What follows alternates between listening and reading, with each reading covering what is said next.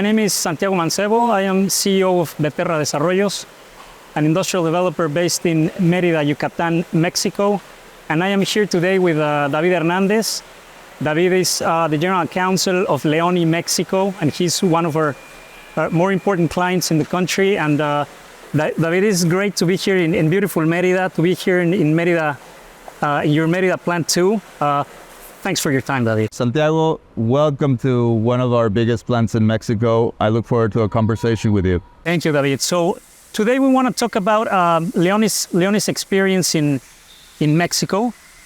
So I know that Leoni has several plants throughout our country. You guys operate in the north, in the center, in the south. You do a lot of logistics. You employ a lot of people. So I think your case is a great case study to understand the different regions in our country from a supply chain and logistics perspective. So why don't you tell us a little bit more about Leoni? What do you guys do? Where do you do it? And how's your operation in North America? So Leoni is an auto parts cable solution manufacturing company. We have more than 90,000 employees around the world.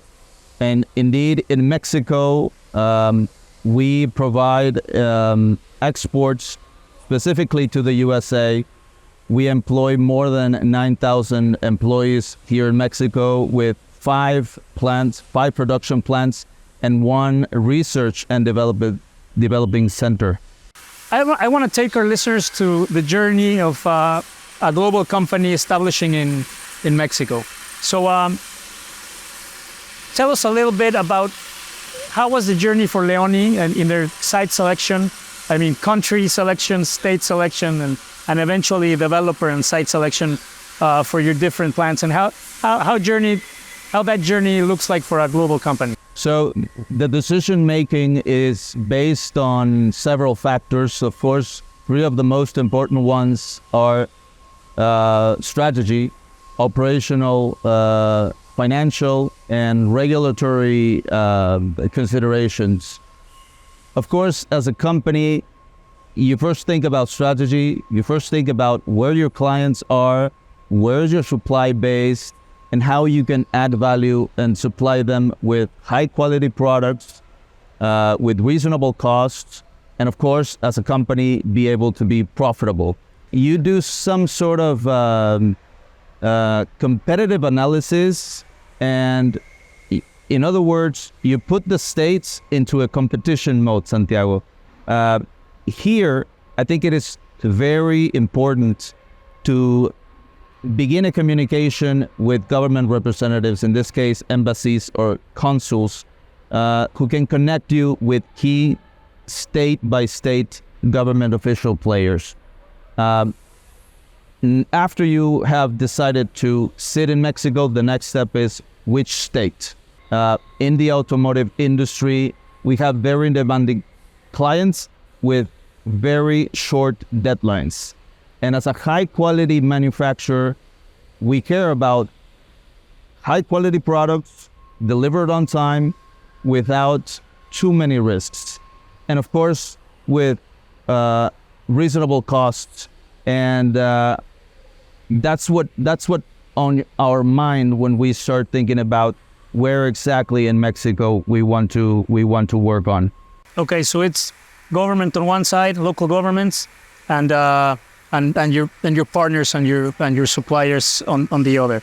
Great, David. So having said that, I want to move along to your day-to-day operations. Yeah. And you guys having presence in the different regions, I think you guys can pinpoint what are the advantages of different regions throughout Mexico. So starting with your supply chain, being in the entire country, I guess logistics-wise, you guys have a lot to talk about, different modes of transportation. You have imports, you have exports. So how you guys work out your supply chain?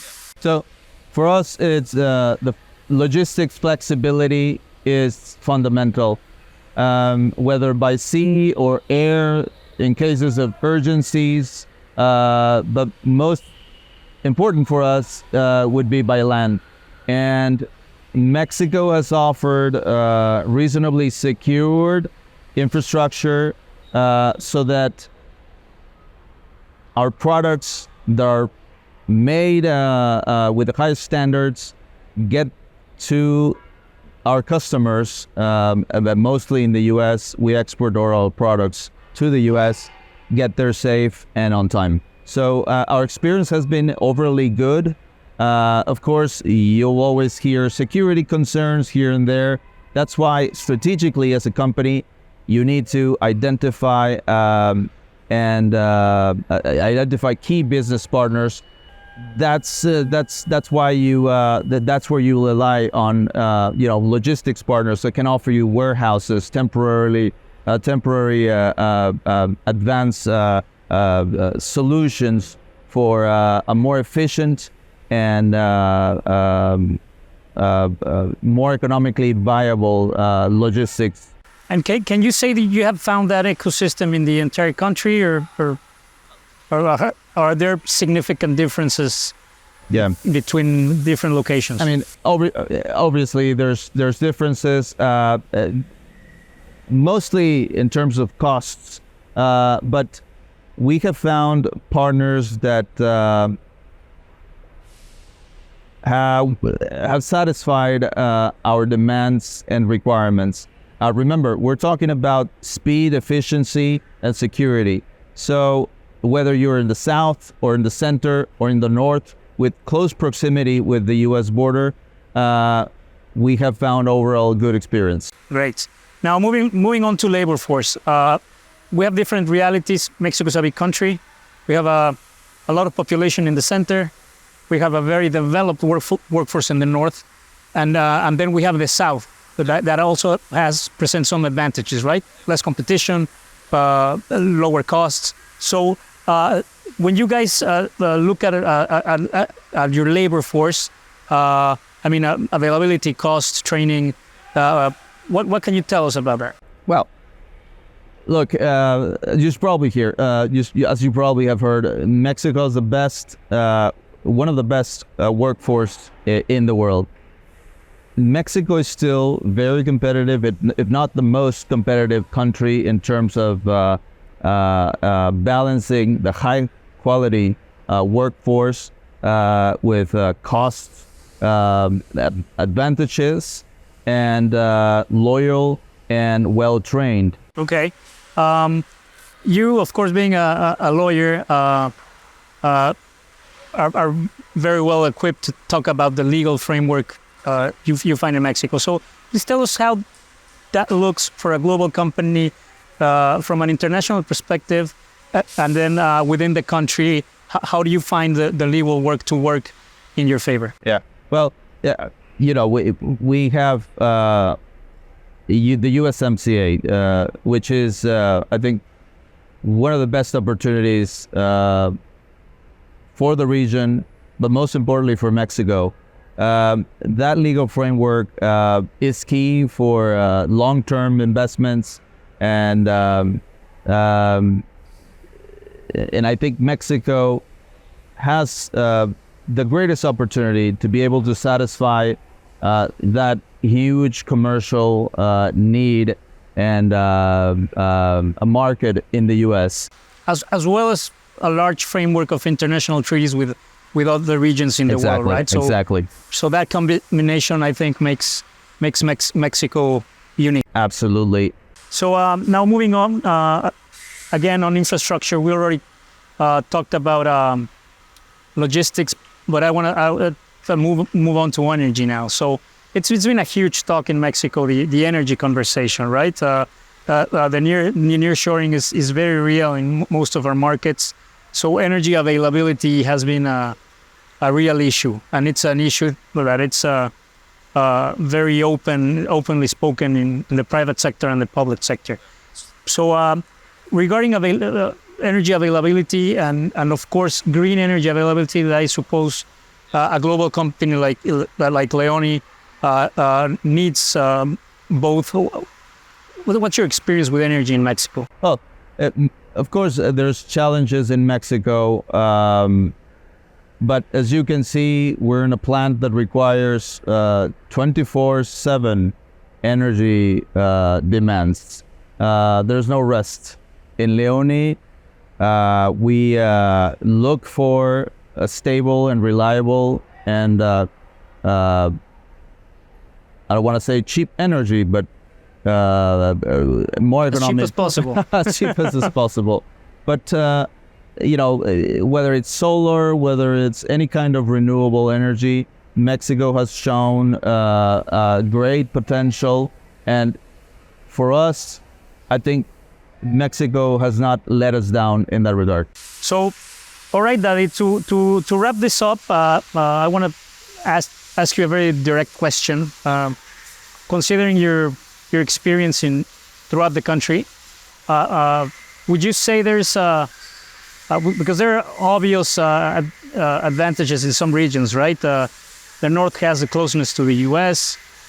The center has a lot of population, trained population, educated population, and then the south has probably cheaper labor force, more loyalty, less competition. So there are trade-offs in the region. So my question to you would be, regarding your experience, do you prefer any of Mexican regions at all, or what can you say about that? Well, it obviously depends on your operational needs and your overall strategy. I don't think there's a favorite that we can name Santiago, because, as you said, there are trade-offs, there's pros and cons, and the most important thing as an investor or a company who's thinking about incorporating and producing in Mexico is to identify what are your needs, where are your clients, and where's your supply based. That is directly connected with your supply chain and logistics strategy. In that way, you will mitigate risks, but also you will maximize benefits. So I would say go through the analysis of identifying your needs, developing a specific strategy for your company, and closely discussing and analyzing your situation and needs with key players such as your business partners, one of which is your developer or real estate landlord. In our experience, that has been what has made all the difference in the world, and working with side by side with the government. Great, David. So I think that's a great comment to wrap this conversation. Obviously, Leoni is a great case study to understand and navigate Mexico's nearshoring, the nearshoring effect. So again, I thank you for your time. Thank you for hosting us in this beautiful facility, and we wish you all the best for you personally and for Leoni. Thank you, Santiago. It's been a pleasure. You're welcome, and look forward to continue investing and growing in Mexico. Thank you very much.